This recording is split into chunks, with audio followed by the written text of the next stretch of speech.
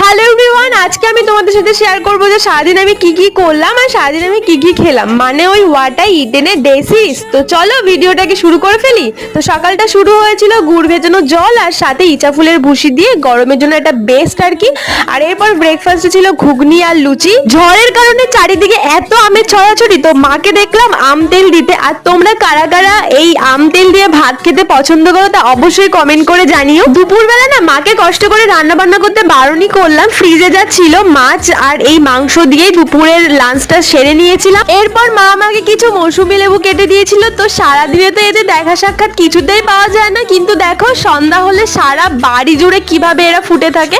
তো যাই হোক, এগুলোকে দেখছিলাম আর একটুখানি কানে গুজে ছবি টবি তুলছিলাম আর কি বিকেলবেলা বসে বসে। আজকের বিকেলের রান্না বান্নাটা আমি করেছিলাম, বিশেষ কিছু করিনি। মাছের ঝোল করেছিলাম আর করেছিলাম উচ্ছে ভাজি। তো এটাই ছিল আজকে রাতের ডিনার। তো সকলে খুব ভালো থেকো, টাটা।